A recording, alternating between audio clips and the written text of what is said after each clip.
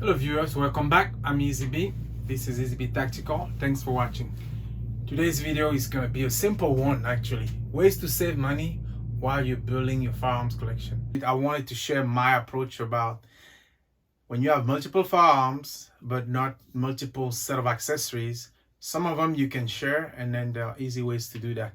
So I know it's cool to always have a gun that has a, let's say you have a rifle that has a light, a red dot, a scope, or something like that, and you can have every accessory type for every firearms. Wouldn't that be sweet? But not everybody has the money or the desire or the time to get everything. So if you don't stress out.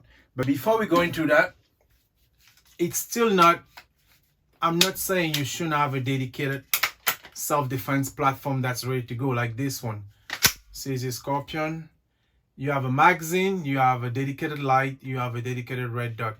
So if you have a firearm for the purpose of self-defense, you can keep it, and you should have it always ready to go. That's so once you have that, your favorite go-to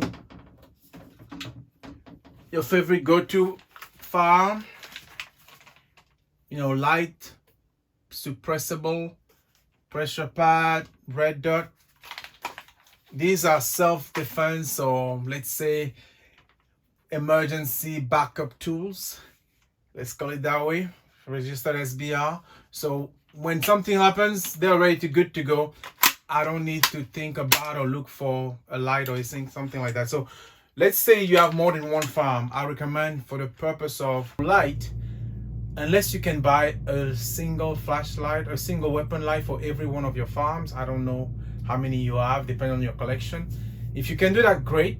If you cannot and you only have just one, or you are looking for the one to buy, this is my personal opinion, not sponsored, not paid or encouraged by anyone. Actually, all these are bought myself. I like the Inforce WML X and the WML, among other lights, right? I have a Surefire here, a lot of stream lights, but I also like this Inforce a lot. Inforce. If you only have one light and you have many firearms, not including the dedicated self-defense tool, what I would recommend, or what I do personally, you don't have to do it, but just a suggestion, I focus more on having a red dot to each firearm that I'm going to use. For the lights, I don't care if I only have one light and 5 guns. I just take that light and mount it every time I'm going to take the rifle to training or to class or to the range. So it doesn't matter what firearm you have.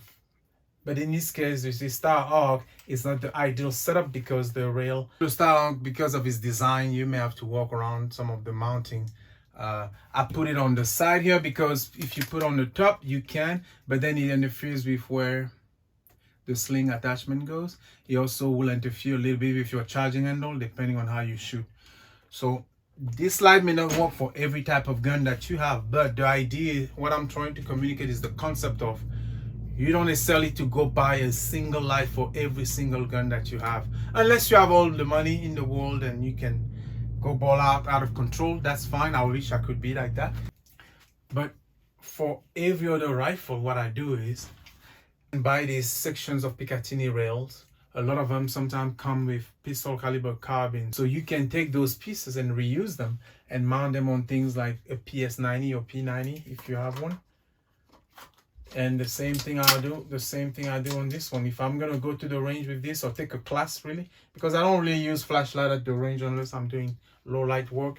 But you take to a class flashlight to a training, good to go. I just mount it to this one, and then I use it accordingly. The idea is simple. Leverage these sections of Picatinny rail, mount them to each firearm that you own that you want to run a light with. Same thing, I bought this is actually one piece of Picatinny rail I bought online. It's not Magpul, this one is metal. I did decide to put it on this integrated suppress rifle. Same thing, I tend to put my pieces of Picatinny on the same side as long as the weapon can allow it with the design, because it matches the way I operate this firearm. since I'm a right-hand shooter, I tend to have my left hand clamp it, and I have my thumb activating like that. Or I can put it on top, and this is why I like the Inforce so much, because when you switch light from one platform to another one, it's not conducive to do that if you mount it with a pressure pad.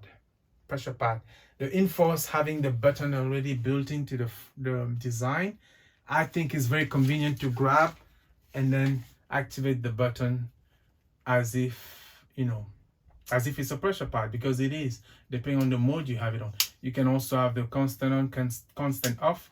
I like to leave mine on temporary mode. I don't know how you call it, but when you pressure on, pressure off.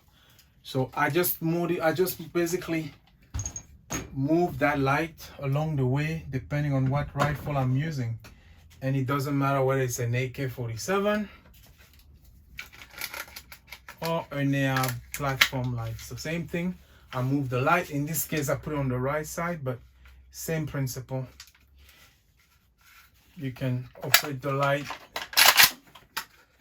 and it's ready, good to go. And you only have one light. You only need one light, one extra light I should say, because you still have your dedicated firearm. I just thought I would share this tip. I'm sure many of you are already doing it, but in case you were not, that's an idea. Until you go and buy more lights or a light for each firearm, you can follow the same trend if you choose to. Now, it's not that lights are particularly expensive, but every cost adds up.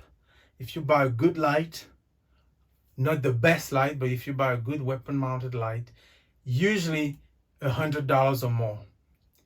I chose the WMLX for this example because it has a longer throw, and because of the body, you can clear a lot more obstacle, like a suppressor and things like that, especially because I move it from surface to surface. If you were to buy only one light, buy one that's long enough to project and cover close to longer range, but also that can work on different bodies of your firearms. So hopefully this was helpful. If you're doing this already, let me know how and what light you use. If you weren't doing this before, let me know what the limitation of this idea is. If you try this and it didn't work for you, let me know why. The other thing this can apply to are suppressors. If you have a multi-cal suppressor like this, maybe ideal in the hybrid 46, something that's 30mm, a multiple caliber suppressor. Same principle, you mount the muzzle device. You make your muzzle device the same on all the different platforms, or as many platform as you can, and you use one suppressor. The same thing can be done with the light. I'm interested, I think Maple Light has a red dot that's supposed to maintain 0 when you transition from a platform to another. I haven't tried that one. I don't own that one. But I'm always interested in pushing the envelope. How far can you go without spending too much or a lot? But as you can tell, I don't always follow my own discipline. Hopefully you enjoyed the video. Thanks for watching. If you like it, you know what to do. Talk to you later.